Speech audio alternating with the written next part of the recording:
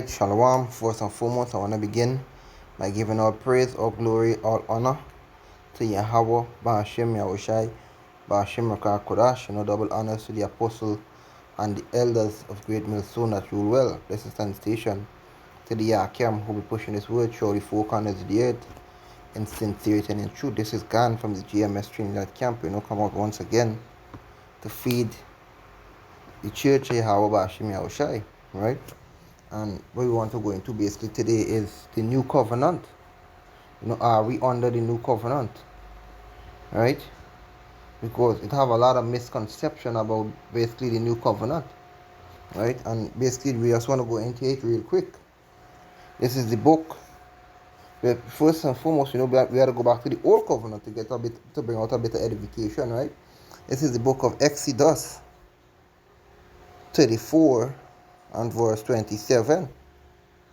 It reads, "And the Lord said unto Moses, Write thou these words, for after the tenor of these words I have made a covenant with thee and with Israel." So the Most High made a covenant with Moses and with the nation of the children of Israel. The Most High never made no covenant with no other nation. Right? Just to basically draw that point out, because a lot of people out there saying, the new covenant is when the other nations is going to be accepted. That is mostly heard from these Christians. And that is not according to scriptures. Because reading in Exodus, the Most High said he did what? He made a covenant with Moses and with the nation of Israel. Right? And the reason why the Most High basically, why he had made a new covenant with us is because we didn't keep the old covenant. We went off. Right? We went off. Right? How we did we went off? By breaking the Most High laws, statutes, and commandments.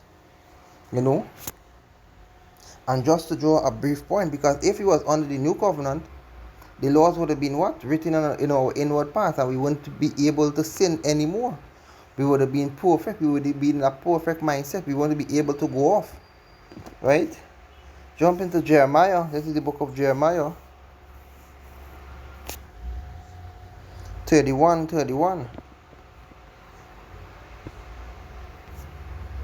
It reads, "Behold, the days come, said Yahweh, that I will make a new covenant with the house of Israel and with the house of Judah, not according to the covenant that I made with their fathers in the day that I took them by the hand and bring them out of the land of Egypt, which my covenant they break, although I was an husband unto them, said Yahweh.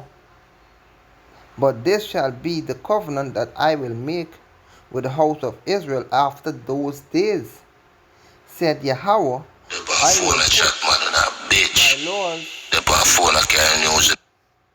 I will put my laws in their inward parts and write it in their hearts, and they will be,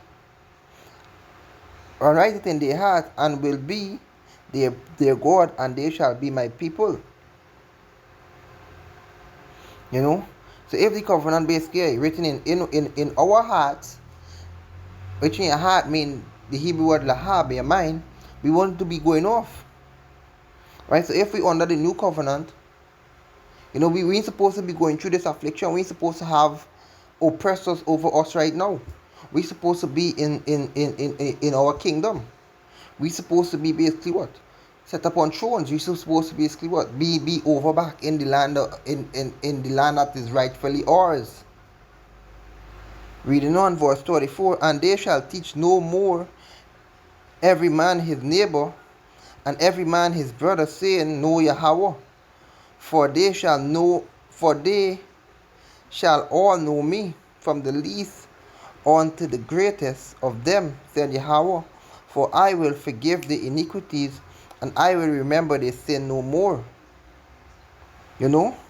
So you want to basically have to basically teaching every man out there to know the Most High, because it would be written in the heart, and they would know the Most High from the beginning, from the day that they're born.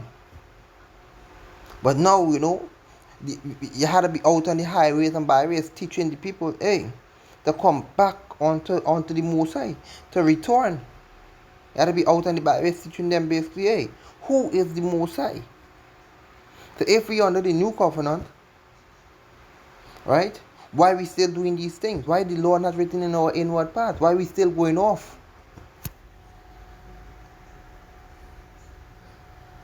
Right? This is the book of Isaiah 2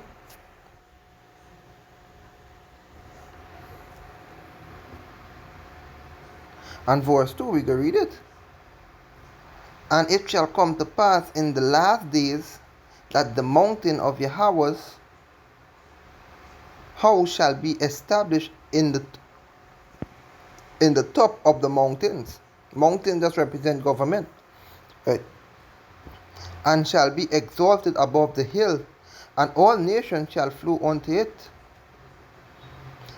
And many people shall go and say, come ye, let us go up to the mountain of Yahweh, to the house of the God of Jacob, and he will teach us his ways, and we will walk in his path.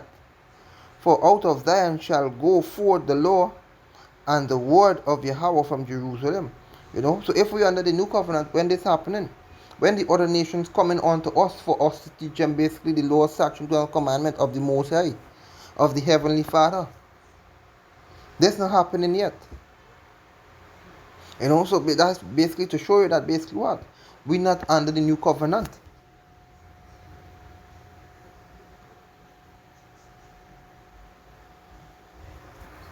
This is the book of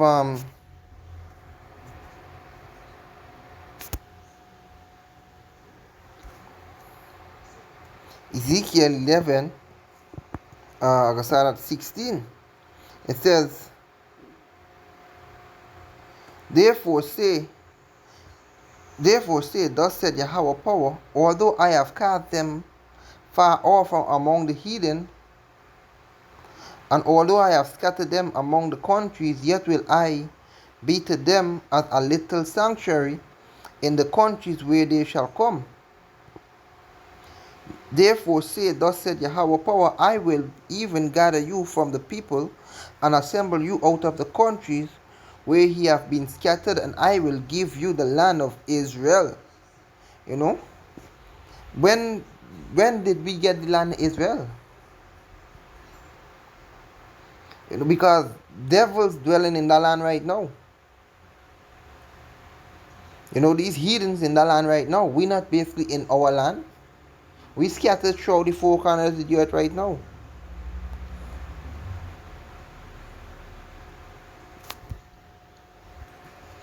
So basically, hey, if we was under the new covenant, right, the other nations and them would have been flowing on to us to come to basically what? Learn of our ways. We would basically had to be doing what? Had to be teaching them the laws, statutes, commandments of the Most High. Right? This is the book of Hebrews 8, and we can start at verse 8 down. It reads,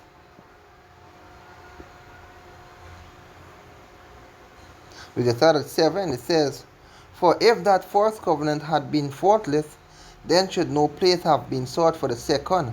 For finding faults with them, he said, Behold, the days come, said Yahweh, when I will make a new covenant with the house of Israel and with the house of Judah.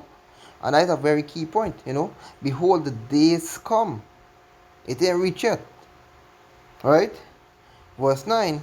Not according to the covenant that I made with their fathers in the day when I took them by the hand to lead them out of the land of Egypt. The first covenant went into that at the beginning.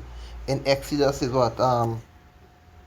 34:27. We went into that basically at the beginning of the lesson. So it reading on, it says, not according to the covenant that I made with their fathers in the land in the days in the day when I took them by the hand to lead them out of the land of Egypt, because they continued not in my covenant, and I regarded them not, said Yahweh.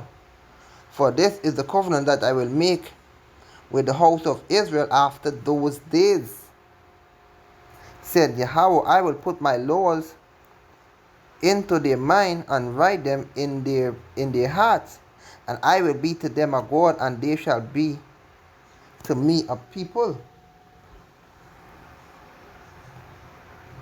You know, and what we did, why was the Most High punishing us? Because we break His laws, statutes, and commandments. So basically, hey, if we was keeping the Most High laws 100%, hey, the Most High basically what? We would have been, we would have been perfect. But we're not perfect. So basically, this why the Most High had to bring in the next covenant, in the second covenant. So basically, hey, when the second covenant still here, when the second covenant come, and it's written in the inward parts, in we laws, and in we hearts, and in we minds, we can go we basically what we can go basically go off again, and to show you this is by we went off.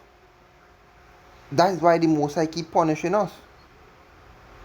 It's like, if a child do good, you have a child, right? And you tell the child, well, boy, it's basically, hey, if you do good, I ain't gonna punish you.